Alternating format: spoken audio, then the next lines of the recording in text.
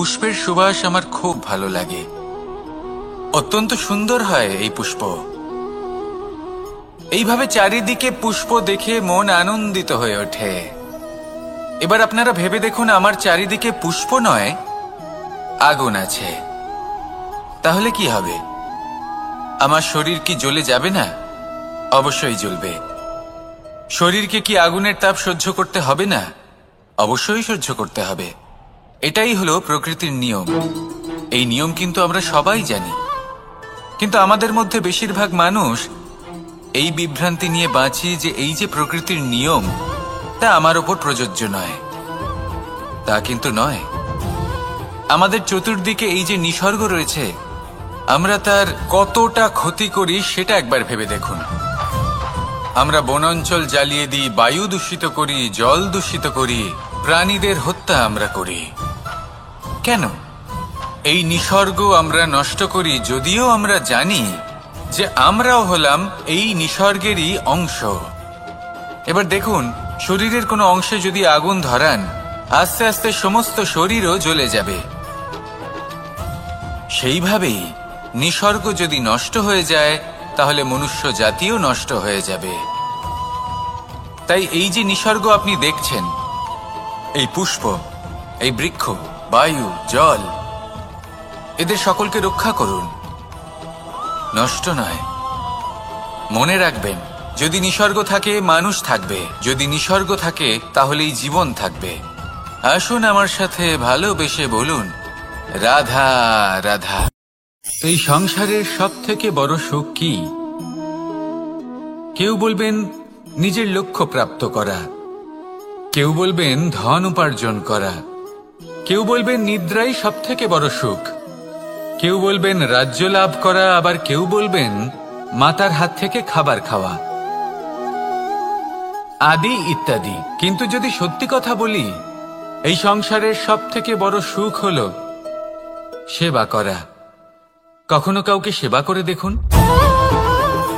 এই সেবা দ্বারা অন্য কোনো মানুষের আশীর্বাদ লাভ করাতেই সুখ রয়েছে। আপনার সেবা ভাব দ্বারা যখন কোনো মানুষ নিজের অন্তরাত্মা থেকে আপনাকে আশীর্বাদ করে, তার থেকে বড় সুখ আর কিছুই নেই। কারণ প্রত্যেক মানুষের মধ্যে ঈশ্বর বাস করেন। নরের সেবাই হলো নারায়ণের সেবা। নিষ্কাম সেবা করাই হলো সব থেকে বড় সুখ। তাই নিজের অন্তরে সেবার এই ভাব জাগ্রত করুন। যে সুখের কথা আমি বলছি, সেই সুখ অনুভব করেই দেখুন। এই মন সুপ্রসন্ন হয়ে বলবে, রাধা রাধা। এই সংসারে সবাই বলেন, আমি অর্জুনের মতো হয়ে উঠতে চাই। সবাই চায় যে তারাও যেন অর্জুনের মতো গান্ডীব লাভ করে। তারাও চায় যে তাদেরকেও মহাদেব এসে পশুপতি অস্ত্র দান করবেন। তারাও এটাই চায় মহাভারতের মতো মহাসংগ্রামে বিজয়ী হতে। কিন্তু সবাই ভুলে যান যে অর্জুন যা হতে পেরেছিলেন, সবকিছুই অর্জন করেছিলেন। যদি আপনিও অর্জুনের মতো গান্ডীব লাভ করতে চান, তবে আপনাকেও তার মতোই শ্রেষ্ঠ কাঠ নির্বাচন করতে হবে। সেই কর্ম আপনাকেই করতে হবে। তার প্রত্যঞ্চা যাতে তীব্র হয়, তার জন্য আপনাকে সর্বশ্রেষ্ঠ দড়ি খুঁজে বের করতে হবে। আপনার বাণ যাতে ঘাতক হয়, সেই জন্য আপনাকে নতুন নতুন ধাতু খুঁজে বের করতে হবে। সেই শিক্ষা আপনাকে লাভ করতে হবে, তবেই আপনার ইচ্ছে পূর্ণ হবে। অর্জুন হওয়া বড়ই সরল, যদি আপনি কিভাবে অর্জন করতে হয় তা জানেন। শুধুমাত্র স্বপ্ন দেখেন যারা, তারা কখনোই অর্জন করতে পারবেন না। কিন্তু যদি কেউ অজ্ঞাতবাস ভোগ করতে পারে, যদি কেউ লাক্ষাগৃহ থেকে পালিয়ে বাঁচতে পারে, যদি কেউ কঠোর তপস্যা করতে পারে, প্রতীক্ষা করতে পারে এবং পরিশ্রমও করতে পারে, তাহলে সে অর্জুন অবশ্যই হয়ে উঠবে। যদি আপনি অর্জুন হয়ে উঠতে চান, তাহলে কর্ম করতে শিখুন। আর আমার সাথে ভালোবেসে বলুন, রাধা রাধা। জীবন থাকলে লক্ষ্য অবশ্যই থাকবে। যদি লক্ষ্য থাকে, তার পথ অবশ্যই থাকবে। যদি পথ থাকে, তাহলে বাধা অবশ্যই থাকবে। আর এর ওপরেই নির্ভর করে যে আমরা জীবনে সফল হব না অসফল, পুরস্কারের ভাগীদার হব নাকি তিরস্কারের। মনে করুন আপনাকে একটা কাজ করতে হবে, আপনাকে পর্বত আরোহণ করতে হবে, আর সেই পথের ঢাল আপনাকে একাধিকবার ফেলে দেবে, পাথর আপনাকে একাধিকবার আহত করবে। এই অবস্থায় কি করবেন? সাধারণ মানুষ বেছে নেয় প্রতিশোধ। সেই পর্বতকে নষ্ট করে দেওয়ার চিন্তা ভাবনা করে, তার ভিতকে নড়িয়ে দেওয়ার কথা ভাবে সেই মানুষ। কিন্তু তাই জীবনে প্রতিশোধ নয়, পরিবর্তন বাছুন। বদলা নয়, বদল বেছে নিন। আপনার বাধা আপনার বন্ধু হয়ে যাবে। রাধা রাধা। সমস্ত মানুষের জীবন কিছুটা সমান হয়। মানুষ জন্মগ্রহণ করে, তারপর চলতে শেখে, জীবনে এগিয়ে চলে, বার্ধক্য লাভ করে, তারপর সমাপ্ত হয়ে যায়। কিন্তু সেই ব্যক্তিরা কারা যারা প্রকৃত অর্থে মনুষ্য জীবন যাপন করেন? এনারা হলেন সেই ব্যক্তি যারা পড়ে গেলেও আবার উঠে দাঁড়ানোর চেষ্টা করেন, নিজের ভেঙে পড়া অস্তিত্বকে আগলে নিয়ে আবার একটা আকার দেওয়ার চেষ্টা করেন, ভগ্ন আশাকে আবার একটা নতুন দিশা দেন। অসফল হওয়ার পরেও থামেন না, আবার এগোতে থাকেন। অসফল হওয়ার পরে যদি আপনি থেমে যান তাহলে সাফল্য আপনার সামনে অপেক্ষা করে, কিন্তু আপনি তা দেখতে পান না। তাই জীবনের সংঘর্ষে অংশগ্রহণ করতে শিখুন, জীবনের সংঘর্ষ থেকে পালাবেন না। আসুন আমার সাথে ভালোবেসে বলুন রাধা রাধা। একবার একটা শেয়াল বনে বিচরণ করছিল। ও একটা ছোট্ট শাবক দেখতে পেল। ও ভাবল, আজ একেই আমি খাবার হিসেবে গ্রহণ করব। আশেপাশে দেখলো কেউ দেখছে না তো, কেউ ছিল না, আর সেই শাবকের ওপর আক্রমণ করল, যা হলো একটা ঘোর অপরাধ। বনের নিয়ম অনুসারে আপনি কখনোই শাবকের ওপর আক্রমণ করতে পারেন না। তারপর এই খবরটা যখন রাজা সিংহ জানতে পারলেন, সভার আয়োজন করলেন। কিন্তু সেখানে শেয়াল বলল, আমি তো এরকম কিছু করিনি। কিন্তু যদি আপনি এরকম বলেন, কোনো প্রমাণ দিন, এর কোনো সাক্ষী আছে? তখন রাজা সিংহ পেঁচাকে ডেকে পাঠালেন, যে সেই মুহূর্তে বৃক্ষের শাখার ওপর বসেছিল, সে সব কিছু দেখেছিল। পেঁচা সব সত্যি কথা বলল, আর শেয়ালকে মৃত্যুদণ্ড দেয়া হলো। এবার এই কাহিনী আমি আপনাকে কেন শোনালাম? কারণ মানুষও কখনো কখনো এরকম কর্ম করেন যা শিয়াল করেছে। এটা ভাবেন কেউ দেখছে না, যখন আমি অনুচিত কর্ম করতেই পারি। কিন্তু না, আপনি যাই করুন না কেন, কেউ না কেউ অবশ্যই তা দেখছে। কোনো ব্যক্তি না হলেও কোনো প্রাণী, না হলে কোনো যক্ষ বা দেব বা প্রেত। যদি এনারা কেউ না দেখেন, তাহলে ধরিত্রী মাতা দেখেন, যেখানে দাঁড়িয়ে আপনি সেই কর্ম করছেন, তাই না? তাই একটা কথা সবসময় মনে রাখবেন, কে দেখছেন কে দেখছেন না সেই বিষয়ে ভাবা ছেড়ে দিন। এটা খুব সহজ কথা। আপনি যদি উচিত কর্ম করেন, উচিত ফল পাবেন। যদি অনুচিত কর্ম করেন, তাহলে আপনি অনুচিত ফল অবশ্যই পাবেন। সেই জন্য উচিত পথে চলতে থাকুন, উচিত কর্ম করতে থাকুন, আর আমার সাথে ভালোবেসে বলুন রাধা রাধা। আপনি কখনো কোনো বাজকে নিজের বাসা বানাতে দেখেছেন? এই বাজ যখনই কোনো বাসা বানায়, তখন উঁচু গাছের ডালে বা কোনো পর্বতের শিখরে বাসা বানায়, অনেক উচ্চতায়, আর সেখানে তার সন্তানও জন্মগ্রহণ করে। যখন এই সন্তানেরা জন্মায়, তখন এই বাজ খুবই ভালোবেসে এবং খুব সাবধানে এদের পালন পোষণ করে। নিজের ঠোঁট দিয়ে তাদের ঠোঁটে খাবার পরিবেশন করে। কিন্তু যেই সেই সন্তানেরা হৃষ্টপুষ্ট হয়ে যায় এবং সেই কথা বাজ নিজে বুঝতে পেরে যায়, সেই বাজ নিজেই সেই বাসা ছিন্ন ভিন্ন করে দেয়। সেই সন্তান যাদের সবেমাত্র ডানা গজিয়েছে, কিভাবে উড়তে হয় তারা জানে না, সেই সন্তানগুলিকে উচ্চতা থেকে ঠেলে দেয়। সেই সন্তান প্রথমে ভয়ভীত হয়ে যায়। তারা সামনে মৃত্যুকে দেখতে পেয়ে ভয়ের কারণে তাদের ডানা ঝাপটাতে থাকে, আর সেই প্রক্রিয়াতেই সেই সন্তানগুলি উড়তে শুরু করে দেয়। এবার এই ঘটনায় আমরা কি শিক্ষা পেতে পারি? এটাই, যদি আপনি মাতা পিতা হন, তাহলে নিজের সন্তানকে অবশ্যই স্নেহ করুন, কিন্তু তাদেরকে নিজের আঁচলের তলায় বেঁধে রাখবেন না। যদি আপনি চান আপনার সন্তান জীবনে উন্নতি করুক, তাহলে নিজের মুঠো থেকে তাদের স্বতন্ত্র করে দিন। এই সংসারে সংঘর্ষ করতে দিন। সেই সন্তান নিজেই বুঝতে পারবে যে জন্মের সময় পাওয়া ডানা কি করে ব্যবহার করতে হয়। আর আপনার চোখের সামনে আপনার সন্তান এই আকাশে উড়তে থাকবে। তাহলে আসুন আমার সাথে ভালোবেসে বলুন, রাধা রাধা। সংসারে সবচেয়ে পবিত্র মানা হয় গঙ্গা জলকে।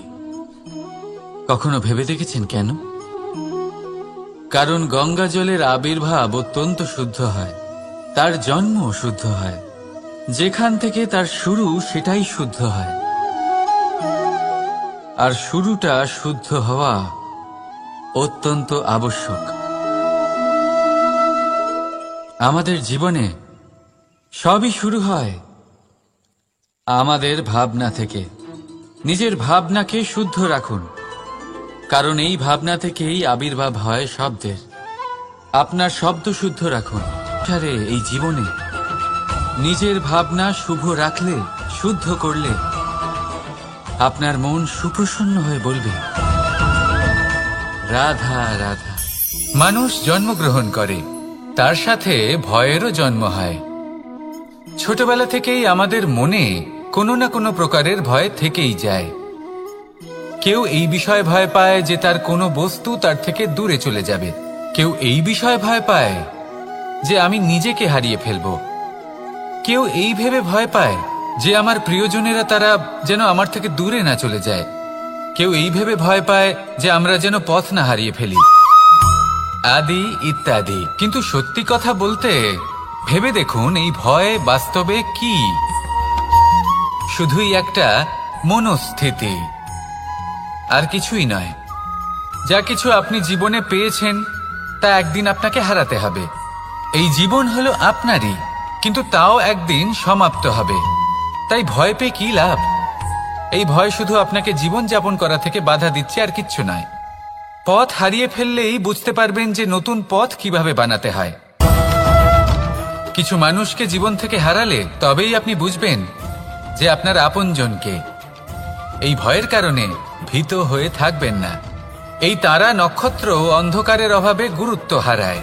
শিবকেও মহাদেব হওয়ার জন্য বিষপান করতে হয়েছিল। প্রত্যেক পরিস্থিতি, প্রত্যেক সাফল্য আপনার পরীক্ষা নেবে। তাতে উত্তীর্ণ হওয়া হলো আপনার কর্ম। যখনই আপনি ভয় পাবেন বা সংকটের সম্মুখীন হবেন, তখন সাহসের সাথে তার সম্মুখীন হন। মনে রাখবেন, যে সম্মুখীন হতে জানে, সাফল্য তার সাথে সবসময় থাকে। আসুন আর আমার সাথে ভালোবেসে বলুন, রাধা রাধা। আমাদের হাতটা দেখুন। এই হাতে 5টা আঙুল আছে, যা ভিন্ন ভিন্ন ধরনের। একরকম কেন নয়? কারণ হলো প্রত্যেকের নিজের নিজের গুরুত্ব আছে, নিজের নিজের মাহাত্ম্য আছে। এরা ভিন্ন, তাই একত্রিত হয়ে মুষ্টিবদ্ধ করা সম্ভব, যার দ্বারা আমরা আত্মরক্ষাও করতে পারি, আবার আক্রমণও করতে পারি। যদি 5টি আঙুল সমান হতো, তাহলে মুষ্টিবদ্ধ হতে পারত না, নিজেদের মধ্যে বিভ্রান্তির সৃষ্টি করত। এবার এরকমই কিছু আমাদের সংসারেও হয়। আমাদের দেশ, যেখানে একটি ভূমির ওপর ভিন্ন ভিন্ন ধর্মের মানুষ বাস করেন, ভিন্ন ভিন্ন জাতি, ভিন্ন ধর্ম, ভিন্ন ভাষা। কিন্তু যদি আমরা এটা ভাবি যে কিভাবে এই দেশকে কল্যাণের পথে নিয়ে যাওয়া যায়, কিভাবে এর বিকাশ করা সম্ভব, তাহলে আমাদের একত্রিত হওয়া শিখতে হবে। যেইভাবে 5টা আঙুল একত্রিত হয়, মুষ্টিবদ্ধ হয়, সেইভাবেই আপনার যে ভাষাই হোক, যে ধর্মই হোক, যে জাতি হোক না কেন, ঠিক আছে, আবশ্যক হলো আপনার নিজের কর্মভূমির সাথে, আপনার ধরিত্রীর সাথে যুক্ত থাকা, সাথে থাকা। তবেই দেশের উন্নয়ন সম্ভব। তবেই এই দেশ স্বতন্ত্র থাকবে, সফল হবে, আর এই মন প্রসন্ন হয়ে বলবে, রাধা রাধা।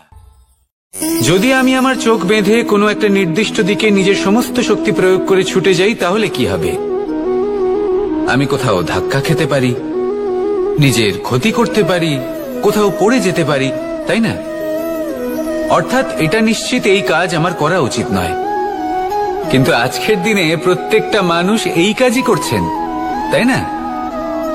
কোনো কাজ করার পূর্বে সেই কাজের বিষয়ে সম্পূর্ণ তথ্য কোথায় সংগ্রহ করছেন?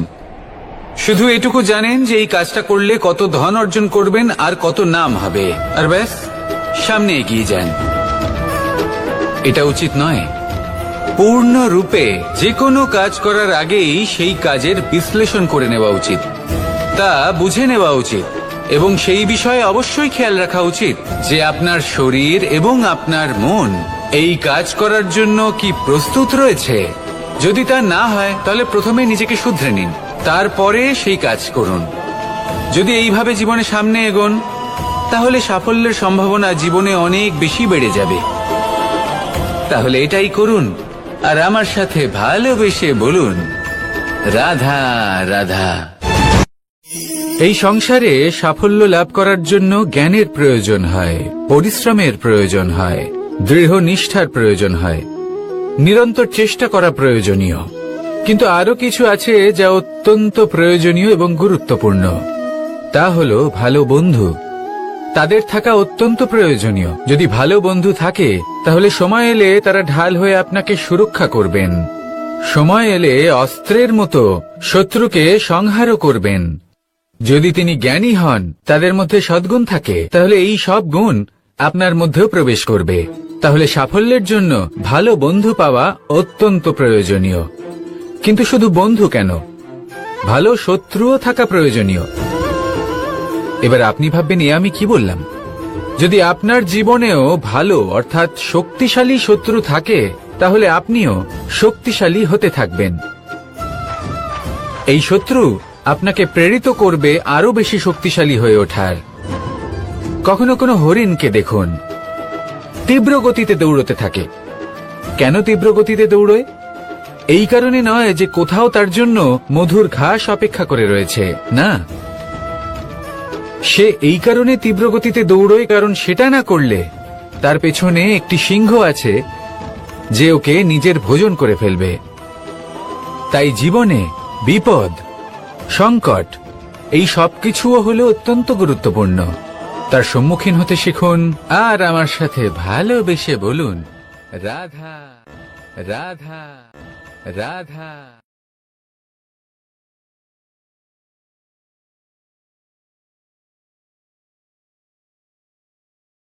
লক্ষ্যে পৌঁছানো অত্যন্ত কঠিন হয়।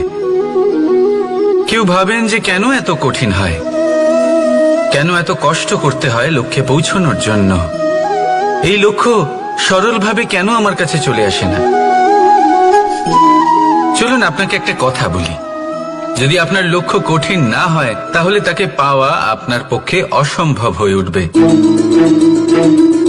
লক্ষ্যে পৌঁছানোর এই রাস্তায় আপনি যে কড়া রোদের সম্মুখীন হন, যার থেকে আপনি দূরে পালাতে চান, সেই রোদ আপনাকে প্রেরণা যোগায় যে আপনি এগোতে থাকুন। ভাবুন একজন যাত্রী যে কিনা নিজের লক্ষ্যের দিকে যাচ্ছেন, সেই পথে উনি যদি একটু ছায়া পেয়ে যান আর উনি ওখানে বিশ্রাম নেন, তাহলে তার সাথে তার ভাগ্য গভীর নিদ্রায় সেখানে বিলীন হয়ে যায়।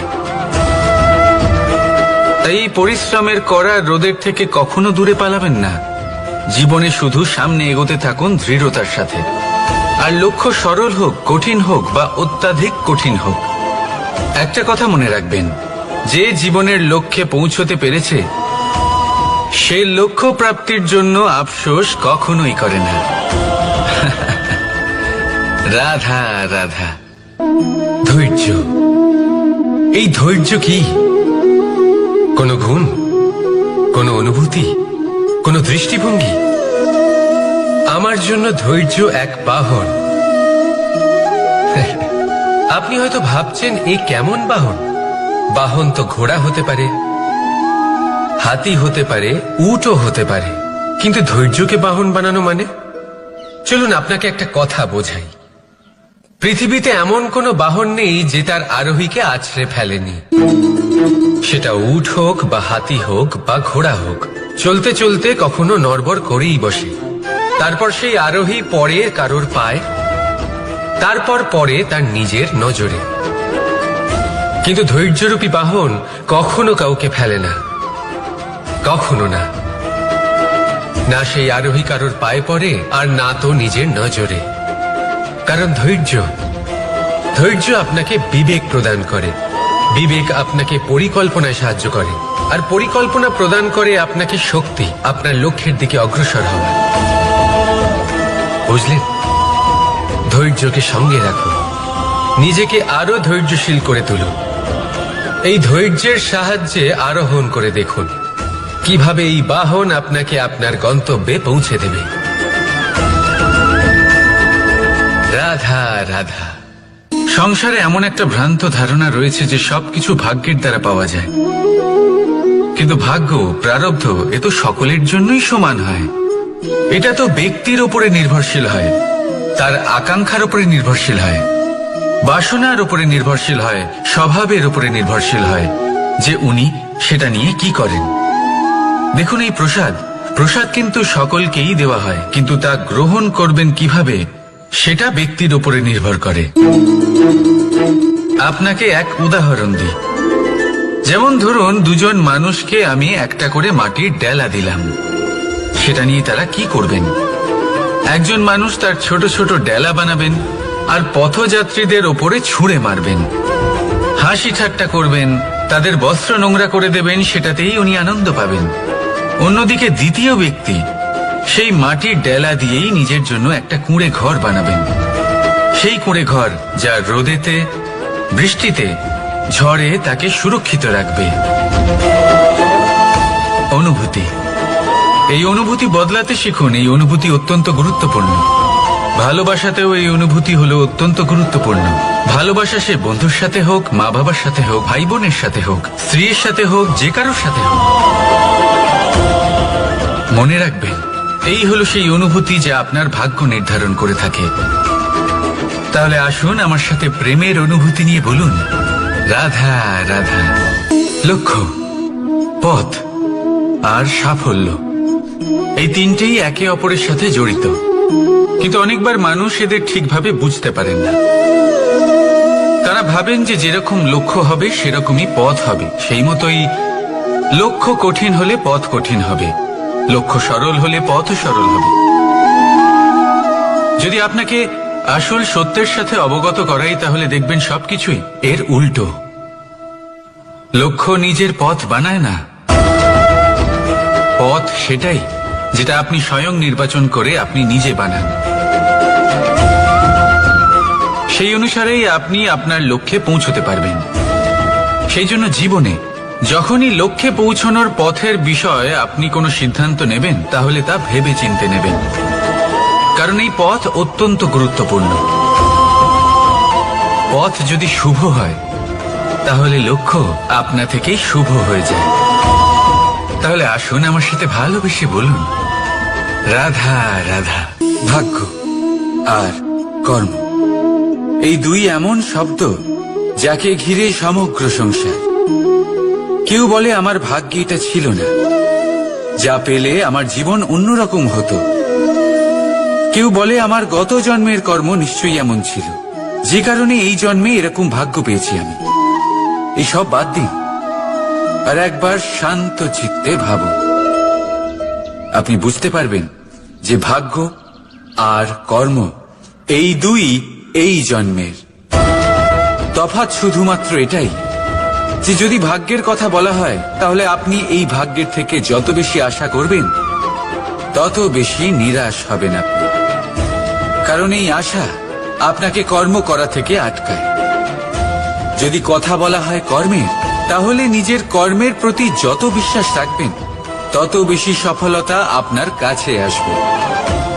তাই একটা কথা মনে রাখবেন, ভাগ্য আপনার কর্ম নির্ধারণ করে না, কিন্তু আপনার কর্ম আপনার ভাগ্যকে অবশ্যই নির্ধারণ করে। রাধা রাধা। নাম কত সাধারণ একটা বিষয়। প্রত্যেক মানুষ যে জন্ম নেয়, তাকে একটা নাম দেওয়া হয়, যা সে পেয়ে থাকে তার মাতা পিতার দ্বারা, না হলে তার গুরুর দ্বারা, বা কোনো আত্মীয়ের দ্বারা, বা কোনো কাছের মানুষের দ্বারা। এই নামের সাথে সে আস্তে আস্তে বেড়ে ওঠে। কিন্তু এটাই কি সেই নাম? এই নামই কি সবকিছু? কখনোই নয়। একটা নাম সেটা যা আপনি জন্মের সময় লাভ করেন, যে নামে আপনি কর্মের পথে অগ্রসর হন। আরও একটা নাম সেটা যা আপনি আপনার কর্মের দ্বারা অর্জন করেন, আর এই নামেই আপনাকে সবাই যুগ যুগ ধরে মনে রাখে। আপনার আসল নাম সেটা নয় যা আপনাকে জন্মের সময় দেওয়া হয়েছিল। আপনার আসল নাম সেটা যেটা আপনি আপনার কর্ম দ্বারা লাভ করেছেন, কারণ সেই লাভের পেছনে প্রচুর প্রয়াস লুকিয়ে থাকে, অনেক পরিশ্রম লুকিয়ে থাকে। কিন্তু যদি আপনি চান যে মানুষ আপনার নাম মনে রাখে, তাহলে আপনাকে কর্মের পথে অগ্রসর হতেই হবে, শুভ কর্ম করতে হবে, অনর্গল চেষ্টা করে যেতে হবে, মহান কাজ করতে হবে। আর বিশ্বাস করুন, আপনি একটা মহান নামের ফল অবশ্যই লাভ করবেন। রাধা রাধা। আমি এখানে একা এই বনে বসে আছি, বাঁশি বাজাচ্ছি। কার জন্য? কে আছেন এখানে? কেউ নেই।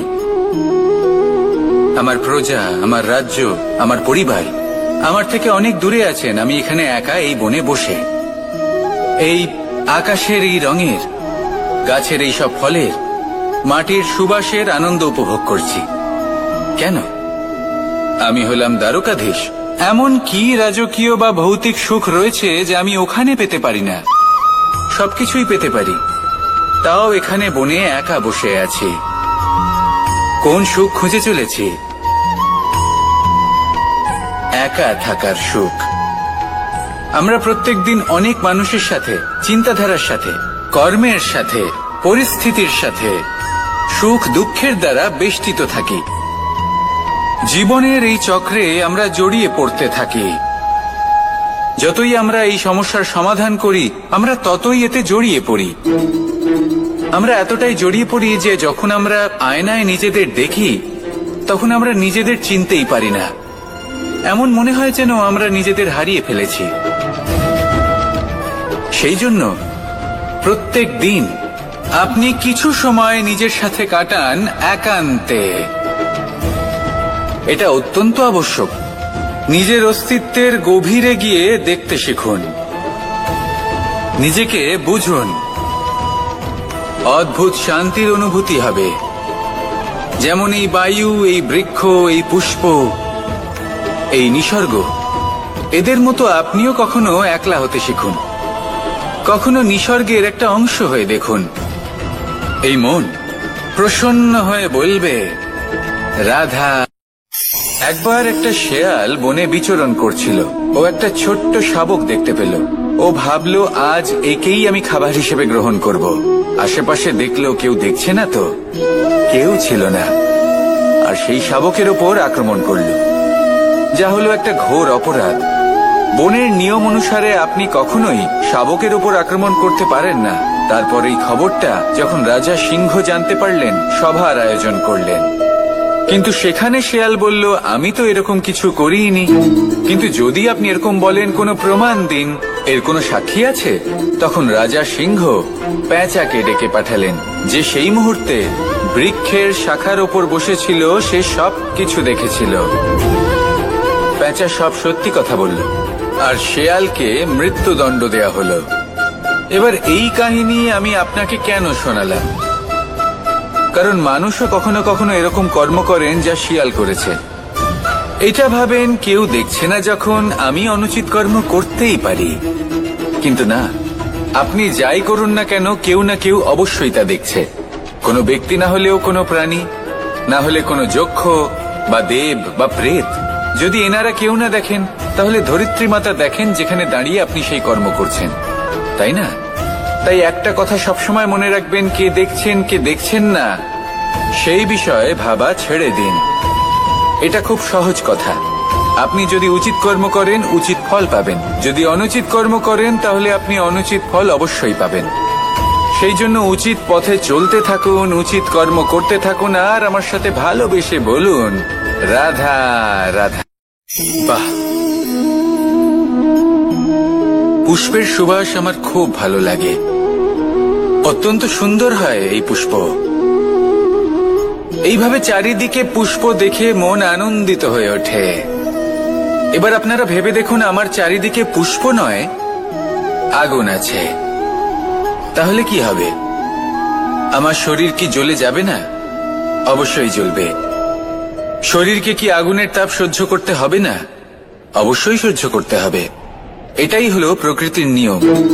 এই নিয়ম কিন্তু আমরা সবাই জানি, কিন্তু আমাদের মধ্যে বেশিরভাগ মানুষ এই বিভ্রান্তি নিয়ে বাঁচি যে এই যে প্রকৃতির নিয়ম তা আমার ওপর প্রযোজ্য নয়। তা কিন্তু নয়। আমাদের চতুর্দিকে এই যে নিসর্গ রয়েছে, আমরা তার কতটা ক্ষতি করি সেটা একবার ভেবে দেখুন। আমরা বনাঞ্চল জ্বালিয়ে দিই, বায়ু দূষিত করি, জল দূষিত করি, প্রাণীদের হত্যা আমরা করি। কেন? এই নিসর্গ আমরা নষ্ট করি, যদিও আমরা জানি যে আমরাও হলাম এই নিসর্গেরই অংশ। এবার দেখুন, শরীরের কোনো অংশে যদি আগুন ধরান, আস্তে আস্তে সমস্ত শরীরও জ্বলে যাবে। সেইভাবেই নিসর্গ যদি নষ্ট হয়ে যায়, তাহলে মনুষ্য জাতিও নষ্ট হয়ে যাবে।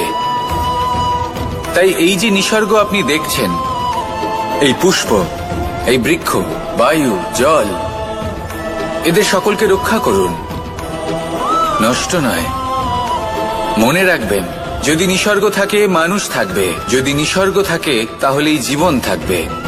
আসুন আমার সাথে ভালোবেসে বলুন, রাধা রাধা। কারই না পছন্দ বলুন তো? অত্যন্ত সুস্বাদু হয় এই মধু, মিষ্টি খেতে হয় এবং তা শক্তিও প্রদান করে। এবং প্রত্যেকটি মিষ্টি পদার্থের মতোই এতেও খুব তাড়াতাড়ি পিঁপড়ে ধরে যায়। অন্যদিকে যদি নুনকে দেখি, তাহলে বছরের পর বছর রাখলেও এতে পিঁপড়ে ধরে না। এবার যদি কথা বলি বন্ধুত্বের, তাহলে বন্ধুত্ব নুনের মতো হওয়া উচিত, মধুর মতো নয়। যারা সামনে এলে শুধুমাত্র মধুর মধুর কথা বলবে, পরে এতে পিঁপড়ে ধরে যাবে, এটা নুনের মতো হওয়া উচিত। প্রকৃত বন্ধু হলো সে যে সময় এলে পরে আপনার সামনে আপনার প্রকৃত সত্য তুলে ধরবে, তা সে যতই কঠিন হোক না কেন। আপনার দোষ, আপনার অপগুণ, আপনার খামতি আপনাকে বলতে পারবে, যাতে আপনি সেগুলো শুনে মেনে নিয়ে তারপর নিজেকে শুধরোতে পারেন। এটাই হলো প্রকৃত বন্ধুত্ব। কখনো নিজের জীবনের আশেপাশে মন দিয়ে দেখবেন, অনেক সময় এমন মানুষ থাকেন, অনেক বন্ধু থাকেন, যাদের দেখে আমাদের মনে হয় যে এনারা খুব কঠোর, এনাদের কথা খুব কটু। কিন্তু বেশিরভাগ এমন মানুষের মনটা যদি বুঝতে পারেন, তাহলে দেখবেন তাতে কোনো মালিন্য নেই।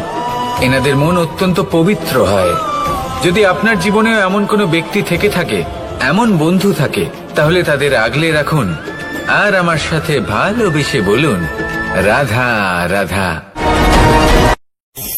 যতক্ষণ আমরা এই সংসারে জীবিত, ততক্ষণ আমাদের সাথে সবকিছু থাকে। আমাদের ধন, সুখ স্বাচ্ছন্দ্য, আমাদের মিত্রগণ, আমাদের পরিবার, এই সমাজ, এই সবকিছু আমাদের সাথে থাকে। যেদিন আমরা এই সংসারকে ত্যাগ করব, এদের মধ্যে কেউ আমাদের সাথে যাবে না। না ধন, না স্বাচ্ছন্দ্য, না সম্পত্তি। এই সকল মানুষ, এই সমাজ, এরা শুধুমাত্রই শ্মশান পর্যন্ত আমাদের সাথে থাকতে পারবেন। তারপরে যদি আমাদের সাথে কিছু যেতে পারে, তাহলে তা শুধুই আমাদের ধর্ম। আর এই সংসারে আমরা নিজেদের যে সুনাম রেখে যাই, সেটা সম্ভব শুধুমাত্র কর্মের দ্বারা। সেই জন্য সংসারে যতদিন পর্যন্ত জীবিত আছেন, যদি কিছু অর্জন করতে চান, তাহলে ধর্ম অর্জন করুন, ধর্মের বিষয়ে স্পষ্টতা অর্জন করুন এবং কর্ম অর্জন করুন। এটাই হবে আপনার অতীত এবং এটাই হবে আপনার ভবিষ্যৎ, এবং এটাই সকলকে প্রেরণা প্রদান করবে। আসুন আমার সাথে ভালোবেসে বলুন, রাধা রাধা। কোনো যাত্রায় যাব বলে মনে করি, তখনই আমরা প্রস্তুত থাকি আসন্ন বিপদের জন্য বা সংকটের জন্য। যেমন যদি আমাদের মনে হয় যে আজকের পরিবেশ খুব ঠান্ডা হবে, তাহলে আমরা গরম বস্ত্র ধারণ করি বা সেটাকে সাথে নিয়ে যাই। যদি মনে হয় যে বৃষ্টি হতে পারে বা বৃষ্টি হয়ে চলেছে, আমরা দেখছি, তাহলে আমরা একটা ছাতা সাথে নিয়ে নিই। আমরা প্রস্তুত থাকতে চাই এবং এটাই উচিত, এবং সেই কারণেই আমরা যাত্রায় সাফল্য লাভ করি। কিন্তু যদি আমরা কথা বলি জীবনযাত্রা নিয়ে, যা কিনা সব থেকে বেশি গুরুত্বপূর্ণ, তাহলে তার জন্য আমরা পূর্ণরূপে প্রস্তুত থাকি না। আশেপাশের মানুষ, এই সমাজ, আমাদের সাথী, আমাদের মিত্ররা যে কোনো মুহূর্তে বদলে যেতে পারেন। সেই জন্য আমরা নিজেদেরকে কখনো সাবধান করি না, কখনোই নিজেদের প্রস্তুত করি না। আমাদের এটা কখনোই মনে হয় না যে এরকম হতে পারে, আর সেই কারণেই শেষে গিয়ে আমরা অত্যন্ত দুঃখ পাই। একটা অমূল্য শিক্ষা আছে যেটা আমাদের লাভ করা উচিত, সতর্ক থাকা উচিত। এই জীবনযাত্রার জন্য শুধুমাত্র এই পরিবেশের বিষয়ে তথ্য সংগ্রহ করা বা তাকে অনুমান করা এটুকু হলেই চলবে না। আমাদের আশেপাশের মানুষজনকে দেখতে হবে, তাদের স্বভাব পরিস্থিতির ওপর নজর রাখতে হবে। যখন তারা রং পাল্টাচ্ছেন নজর রাখতে হবে, তা অত্যন্ত আবশ্যক। পরিবর্তন আপনার জীবনে অবশ্যম্ভাবী, সঠিকভাবে তার সম্মুখীন হন। আসুন আমার সাথে ভালোবেসে বলুন, রাধা। বাহ, পুষ্পের সুবাস আমার খুব ভালো লাগে। অত্যন্ত সুন্দর হয় এই পুষ্প। এইভাবে চারিদিকে পুষ্প দেখে মন আনন্দিত হয়ে ওঠে। এবার আপনারা ভেবে দেখুন, আমার চারিদিকে পুষ্প নয়, আগুন আছে। তাহলে কি হবে? আমার শরীর কি জ্বলে যাবে না? অবশ্যই জ্বলবে। শরীরকে কি আগুনের তাপ সহ্য করতে হবে না? অবশ্যই সহ্য করতে হবে। এটাই হলো প্রকৃতির নিয়ম। এই নিয়ম কিন্তু আমরা সবাই জানি, কিন্তু আমাদের মধ্যে বেশিরভাগ মানুষ এই বিভ্রান্তি নিয়ে বাঁচি যে এই যে প্রকৃতির নিয়ম তা আমার ওপর প্রযোজ্য নয়। তা কিন্তু নয়। আমাদের চতুর্দিকে এই যে নিসর্গ রয়েছে, আমরা তার কতটা ক্ষতি করি সেটা একবার ভেবে দেখুন। আমরা বনাঞ্চল জ্বালিয়ে দিই, বায়ু দূষিত করি, জল দূষিত করি, প্রাণীদের হত্যা আমরা করি। কেন? এই নিসর্গ আমরা নষ্ট করি, যদিও আমরা জানি যে আমরাও হলাম এই নিসর্গেরই অংশ। এবার দেখুন, শরীরের কোনো অংশে যদি আগুন ধরান, আস্তে আস্তে সমস্ত শরীরও জ্বলে যাবে। সেইভাবেই নিসর্গ যদি নষ্ট হয়ে যায়, তাহলে মনুষ্য জাতিও নষ্ট হয়ে যাবে। তাই এই যে নিসর্গ আপনি দেখছেন, এই পুষ্প, এই বৃক্ষ, বায়ু, জল, এদের সকলকে রক্ষা করুন, নষ্ট নয়। মনে রাখবেন, যদি নিসর্গ থাকে মানুষ থাকবে, যদি নিসর্গ থাকে তাহলেই জীবন থাকবে। আসুন আমার সাথে ভালোবেসে বলুন, রাধা রাধা। এই সংসারের সব থেকে বড় সুখ কি? কেউ বলবেন নিজের লক্ষ্য প্রাপ্ত করা, কেউ বলবেন ধন উপার্জন করা, কেউ বলবেন নিদ্রাই সব থেকে বড় সুখ, কেউ বলবেন রাজ্য লাভ করা, আবার কেউ বলবেন মাতার হাত থেকে খাবার খাওয়া, আদি ইত্যাদি। কিন্তু যদি সত্যি কথা বলি, এই সংসারের সব থেকে বড় সুখ হলো সেবা করা। কখনো কাউকে সেবা করে দেখুন। এই সেবা দ্বারা অন্য কোনো মানুষের আশীর্বাদ লাভ করাতেই সুখ রয়েছে। আপনার সেবা ভাব দ্বারা যখন কোনো মানুষ নিজের অন্তরাত্মা থেকে আপনাকে আশীর্বাদ করে, তার থেকে বড় সুখ আর কিছুই নেই।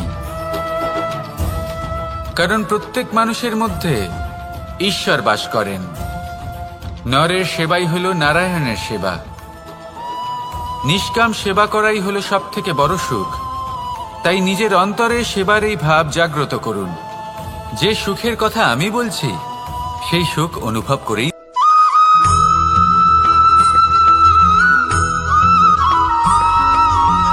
এই সংসারে সব থেকে বেশি কোমল বস্তু হলো রেশম। এই রেশম এতটাই কোমল হয় যে এর পুরো একটা থান শুধুমাত্র একটা হাতে ধরা সম্ভব। কখনো ভেবে দেখেছেন এই রেশম কিভাবে হয়? একটি কীট তার লালার দ্বারা উৎপন্ন হয়। এই কীট সেই রেশমকে পাক দিতে থাকে, পাক দিতেই থাকে, দিতেই থাকে, আর আস্তে আস্তে তার মধ্যেই জড়িয়ে পড়ে। শেষে ওর এই সুন্দর অমূল্য সৃষ্টি রেশমের এই সুতো, তার নির্মাণ কার্য পূর্ণ হয়। কিন্তু তাতেই ও নিজে বন্দী হয়ে যায়। নিজেরই মায়াজালের এই বন্দী গৃহে নিজেই ফেঁসে যায়। এবার এই সুতোকে ব্যবহারযোগ্য করে তোলার জন্য এই কীটগুলিকে এই কবচের সাথেই ফুটন্ত জলে ফেলে দেওয়া হয়। এই সংসারে যদি আমাদের স্বপ্ন এই সংসারের দুঃখ হরণ করার জন্য, এই সংসারে সুখ বিতরণ করার জন্য হয়, তবেই আমাদের প্রগতি সম্ভব।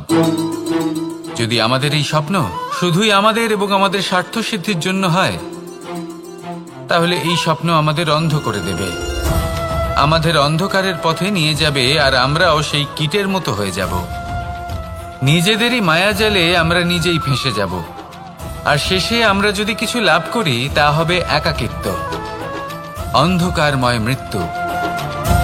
তাই স্বপ্ন অবশ্যই দেখুন, কিন্তু এমনভাবে স্বপ্ন দেখবেন না যে তার এই বন্দিগৃহে আপনি নিজেই ফেঁসে গেলেন। স্বপ্ন দেখুন পরোপকারে।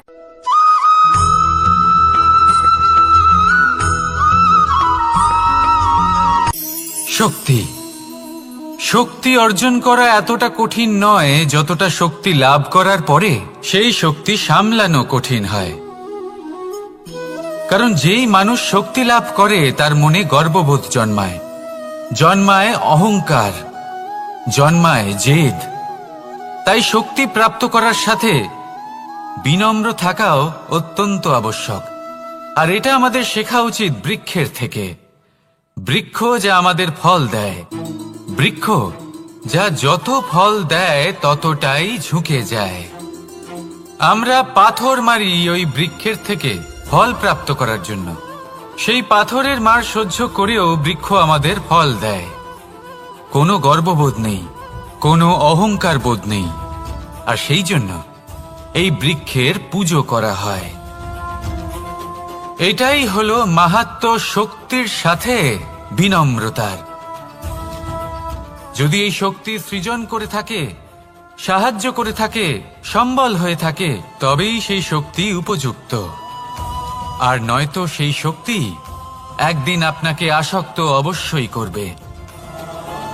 তাহলে শক্তি অবশ্যই অর্জন করুন, কিন্তু তার সাথে সেই শক্তি সামলানোর মতো বিবেকও আপনাকে অবশ্যই জাগ্রত করতে হবে। তাহলে আসুন আমার সাথে ভালোবেসে বলুন রাধা রাধা।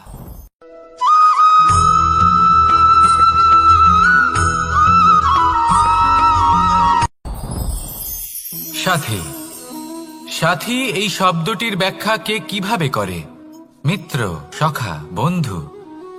কিন্তু অর্থ একটাই, তিনি যিনি আপনার সঙ্গী হন আর তিনি যার সাথী আপনি হন।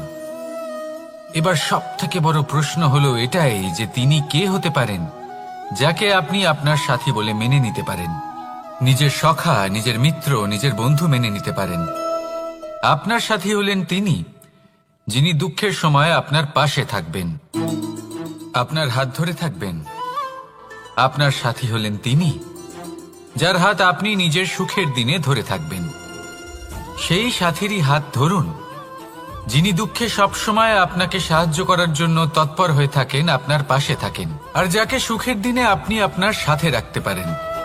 আর যখন আপনার সাথে আপনার এই সাথী থাকবে তখন আপনি এটা বুঝবেন যে যখন জীবনে দুঃখ আসে তখন এই দুঃখ কমে যায়, সবার মধ্যে ভাগ হয়ে যায়। আর যদি তখন সুখ আসে তাহলে সেটা সবার উপস্থিতিতে আরো বেড়ে যায়। এটাই হলো প্রেম, এটাই হলো ভালোবাসা, এটাই হলো সঙ্গ। যেমন সম্পর্ক আমার আর রাধার মাঝে। তাহলে আসুন আর আমার সাথে ভালোবেসে বলুন রাধা রাধা।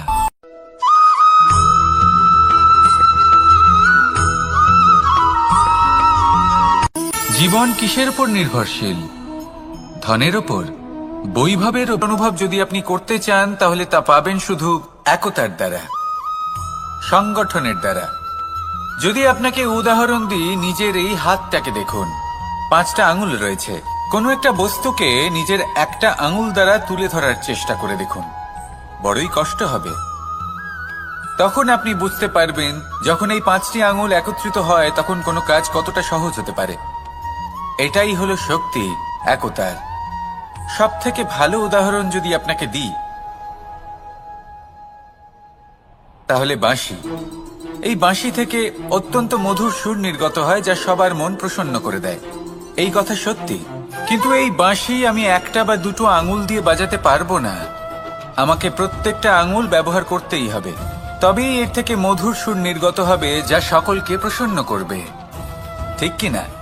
ঠিক এইভাবেই যদি আপনি চান যে আপনার জীবনরূপী বাঁশি থেকেও মধুর সুর নির্গত হোক বা সবার মনকে প্রসন্ন করে তুলুক, তাহলে আপনাকেও জীবনে একতা নিয়ে আসতেই হবে। আপনি একাও কর্ম করতে পারেন, পথ চলতেও পারেন, সামনেও এগোতে পারেন, সাফল্যও লাভ করতে পারেন। কিন্তু যখন সকলে একসাথে এগোবেন, সেই পথে চলবেন, সেই কর্মই করবেন, তখন লক্ষ্যে অবশ্যই পৌঁছবেন, সাফল্য অবশ্যই লাভ করবেন। কিন্তু সেই সাফল্য এবং তার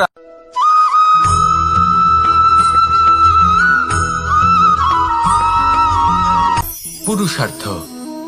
শাস্ত্রে 4 ধরনের পুরুষার্থের কথা বলা হয়েছে। প্রথম হলো ধর্ম। আপনি কি জানেন এই ধর্ম আসলে কি? আপনার কি মনে হয় ধর্ম আসলে কি? কোনো বিশেষ ঈশ্বরকে মানাই কি ধর্ম বলা হয়? নাকি কোনো বিশেষ রীতি পালন করাই হলো ধর্ম? নাকি কোনো বিশেষ সাহিত্যকে সর্বশ্রেষ্ঠ মনে করাই হলো ধর্ম? না, ধর্ম হলো সেটা যাকে ধারণ করা যেতে পারে। আর ধারণ শুধু সেটাই করা যায় যা পবিত্র। পবিত্র শুধু তাকেই বলা হয় যা নিঃস্বার্থ, যার মধ্যে শাসন করার কোনো ইচ্ছে নেই, যা সরলভাবেই প্রবাহমান, জল এবং বায়ুর মতো। যখন কোনো ব্যক্তি ধর্মকে ধারণ করেন এবং সেই ধর্ম সেই ব্যক্তিকে রক্ষা করে, তখন তাকে ধর্ম বলা হয়। ধর্ম যা রক্ষা করে অহংকার থেকে, খারাপ চিন্তার হাত থেকে। সেই জন্য পুরুষার্থ গড়ে তোলার আগে, ধর্ম পালন করার আগে, ধর্মের প্রকৃত অর্থ কি সেটা বুঝে নিন। এটা জেনে রাখুন যে সমস্ত ধর্মের আধার, সমস্ত ধর্মের ভিত শুধুমাত্র ভালোবাসা। আসুন আর এই ভালোবাসার সাথেই বলুন রাধা রাধা।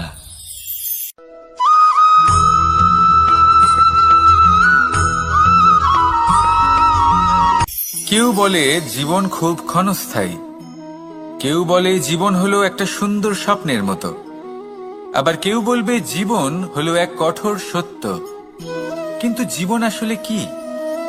জীবন হলো আপনারই প্রতিবিম্ব, একটা দর্পণ।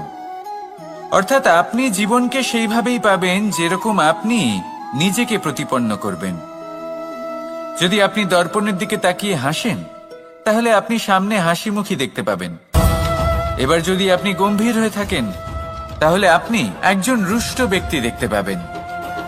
শেষে সবথেকে বেশি গুরুত্বপূর্ণ হলো আপনার চেষ্টা। আপনাকে সবসময় চেষ্টা করতে হবে যাতে আপনি নিজেকে প্রসন্ন এবং ইতিবাচক মনোভাবে রাখেন।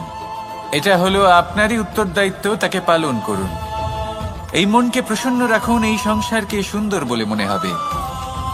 আর এই মন প্রসন্ন হয়ে বলবে রাধা রাধা।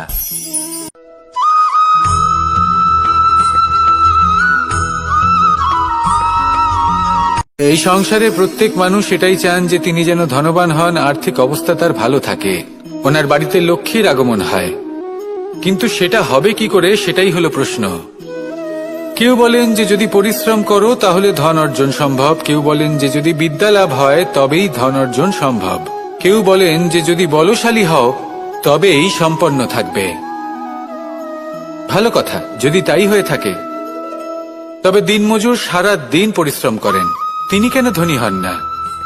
অনেকজন বিদ্বান মানুষ আছেন এই সংসারে, তারা কেন ধনবান হন না? অনেক সংখ্যক বলশালী ব্যক্তি আছেন, তাদের কাছে ধন নেই কেন? তাদের কেন ধনের অভাব হয়? আবার এমনও কিছু মানুষ আছেন যারা পরিশ্রম করেন, তারা দিনমজুর, কিন্তু তারা ধন অর্জন করতে পারেন। কিছু বিদ্বান ব্যক্তি আছেন যাদের কাছে অধিক মাত্রায় ধন রয়েছে, কয়েকজন বলশালী ব্যক্তি রয়েছেন যাদের কাছে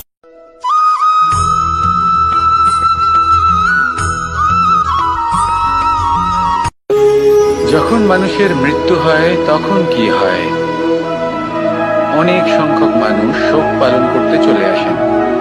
যে ব্যক্তি মৃত্যু লাভ করেছেন তার অনেক বস্তু থাকে যেগুলো তার প্রিয়, যেগুলো তিনি ব্যবহার করেছেন, তার শয্যা, তার বস্ত্র, তার আভূষণ, সবকিছু তার থেকে বিচ্ছিন্ন করা হয় এবং খালি হাতে তাকে শ্মশানের উদ্দেশ্যে রওনা করা হয়।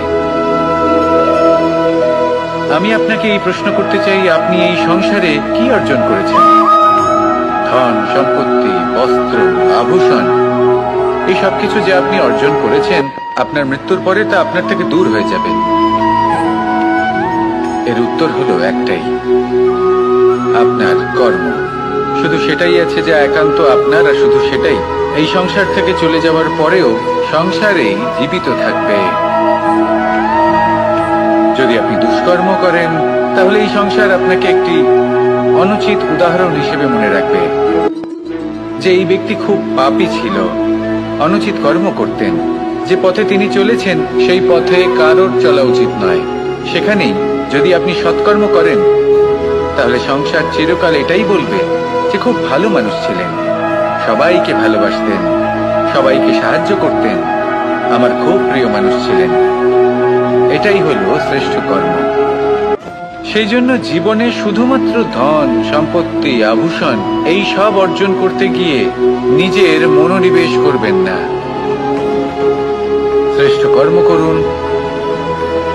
সংসার থেকে চলে যাওয়ার পরেও এই কর্মই এই সংসারে আপনাকে জীবিত রাখবে। আসুন আমার সাথে ভালোবেসে বলুন, রাধা রাধা।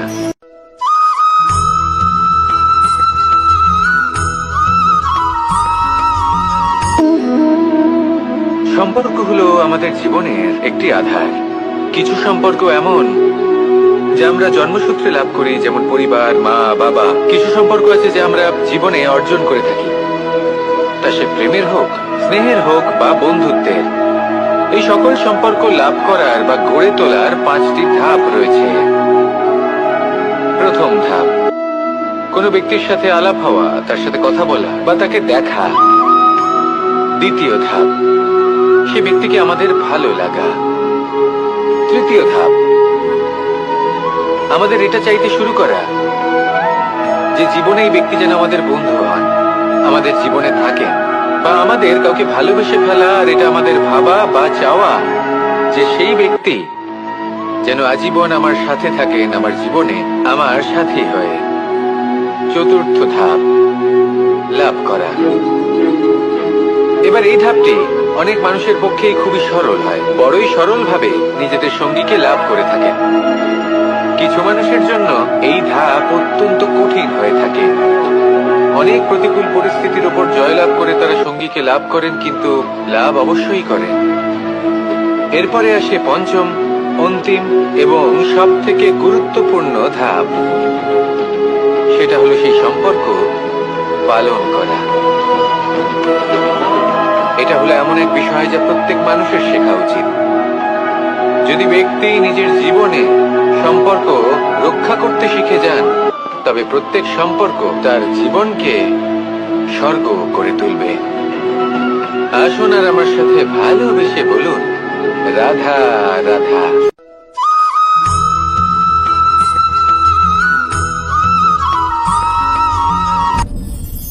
আপনি কি কখনো কোনো জলের ধারা দেখেছেন? তার সামনে যতই মাটি থাকুক না কেন, যতই কাদা থাকুক না কেন, যখন এই জলের ধারা বইতে আরম্ভ করে দেয়, তাহলে নিজের মনের, নিজের ভাবনার, নিজের জীবনের যত অনাবশ্যক তত্ত্ব আছে, অনুপযোগী অংশ রয়েছে, অর্থাৎ অপরিষ্কার অংশ রয়েছে, তা নিজে থেকেই নির্মল হয়ে উঠবে। আর যেরকম জলের ধারা কখনো থেমে থাকে না, সব সময় বয়ে চলে, সেইভাবে আপনিও কখনোই থামবেন না। সবসময় বয়ে চলুন, এগোতে থাকুন। পথে যদি অনেক বিপদ আসে, সমস্যা আসে, থামবেন না, তার উপর নিরন্তর প্রহার করুন, নিরন্তর প্রয়াস করুন আর অগ্রসর হন। আপনি ভেবে দেখুন, এই জলের ধারা কখনো থেমে থাকে না, সবসময় বয়ে চলে, বিপদের সম্মুখীন হয়ে তাকে সাথে বয়ে নিয়ে চলে। সেই জন্য জলের ধারা, প্রবাহমান এই ধারা, এর থেকে কখনো দুর্গন্ধ আসে না, এতে কখনো ময়লা জমতে পারে না, বরং পালিত হয় সুন্দর প্রাণবন্ত জীবজন্তু, যেমন সুন্দর ছোট মাছ। তাই আপনিও এটাই করুন, কখনো থামবেন না, শুধু চলতে থাকুন, জলের ধারার মতো বইতে থাকুন, আপনি আপনার লক্ষ্য অবশ্যই খুঁজে পাবেন, আর তার সাথে নিজের অন্তরের যে মালিন্য রয়েছে তা আপনি নিজেই নিজের থেকে দূরে করে দেবেন। তাহলে আসুন আর আমার সাথে ভালোবেসে বলুন, রাধা রাধা।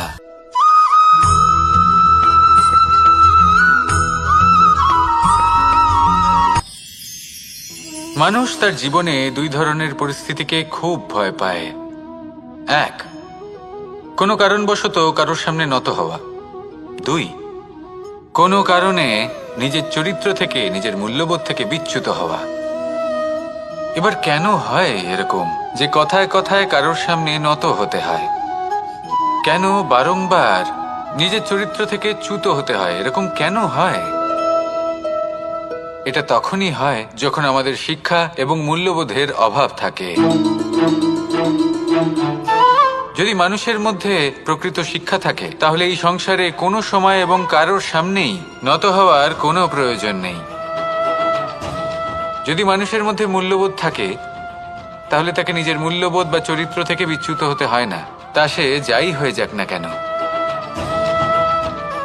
কোনো বালককে যদি জন্ম থেকেই সুশিক্ষার অধিকারী করা হয়, শিক্ষিত করা হয়, মূল্যবোধের অধিকারী করা হয়, তবে সে এই সংসারে এমন কর্ম করবে যাতে সে নিজেকে, নিজের পরিবারকে, সমগ্র সমাজকে গর্বিত করতে পারে।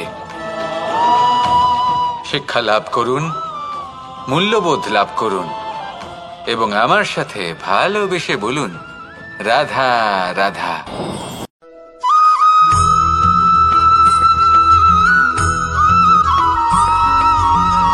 আপনি কখনো কোনো বাজকে নিজের বাসা বানাতে দেখেছেন? এই বাজ যখনই কোনো বাসা বানায় তখন উঁচু গাছের ডালে বা কোনো পর্বতের শিখরে বাসা বানায়, অনেক উচ্চতায়, আর সেখানে তার সন্তানও জন্মগ্রহণ করে। যখন এই সন্তানেরা জন্মায় তখন এই বাজ খুবই ভালোবেসে এবং খুব সাবধানে এদের পালন পোষণ করে, নিজের ঠোঁট দিয়ে তাদের ঠোঁটে খাবার পরিবেশন করে। কিন্তু যেই সেই সন্তানেরা হৃষ্টপুষ্ট হয়ে যায় এবং সেই কথা বাজ নিজে বুঝতে পেরে যায়, সেই বাজ নিজেই সেই বাসা ছিন্ন ভিন্ন করে দেয়। সেই সন্তান যাদের সবেমাত্র ডানা গজিয়েছে, কিভাবে উড়তে হয় তারা জানে না, সেই সন্তানগুলিকে উচ্চতা থেকে ঠেলে দেয়। সেই সন্তান প্রথমে ভয়ভীত হয়ে যায়। তারা সামনে মৃত্যুকে দেখতে পেয়ে ভয়ের কারণে তাদের ডানা ঝাপটাতে থাকে, আর সেই প্রক্রিয়াতেই সেই সন্তানগুলি উড়তে শুরু করে দেয়। এবার এই ঘটনায় আমরা কি শিক্ষা পেতে পারি? এটাই, যদি আপনি মাতা পিতা হন তাহলে নিজের সন্তানকে অবশ্যই স্নেহ করুন, কিন্তু তাদেরকে নিজের আঁচলের তলায় বেঁধে রাখবেন না। যদি আপনি চান আপনার সন্তান জীবনে উন্নতি করুক, তাহলে নিজের মুঠো থেকে তাদের স্বতন্ত্র করে দিন, এই সংসারে সংঘর্ষ করতে দিন। সেই সন্তান নিজেই বুঝতে পারবে যে জন্মের সময় পাওয়া ডানা কি করে ব্যবহার করতে হয়, আর আপনার চোখের সামনে আপনার সন্তান এই আকাশে উড়তে থাকবে। তাহলে আসুন আমার সাথে ভালোবেসে বলুন, রাধা রাধা।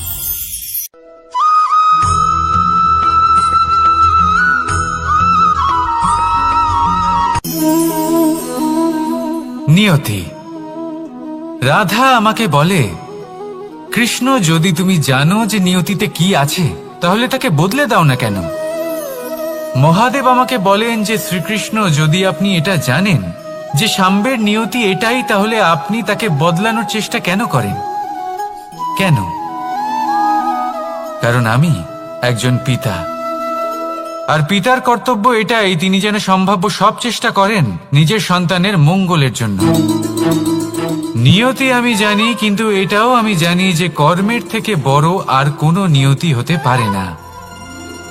অভিজ্ঞতাও রয়েছে যে কর্মের হাতে নিয়তির এই চক্র বদলে যেতে পারে। তাই জীবনে যদি আপনার কখনো এমন মনে হয় যে এটা তো অসম্ভব, তখনও চেষ্টা করা কখনোই ছাড়বেন না। কে বলতে পারে আপনারই কর্মের কোনো এক বীজ হয়তো নিয়তির চাকায় আটকে গেল আর নিয়তিকে নিজের পথ পাল্টাতে হলো, ঠিক কি না? সেই জন্য নিয়তিকে ভাগ্য মেনে নিয়ে চুপ করে বসে থাকবেন না। নিজের নিয়তি স্বয়ং নিজের কর্মের দ্বারা নির্ধারিত করুন, কারণ আপনার এই কর্মের ওপরেই আপনার অধিকার রয়েছে। আর এই অধিকারকে নিয়তি অনেক সময় সম্মানও করে। তাহলে আসুন আর আমার সাথে ভালোবেসে বলুন রাধা রাধা।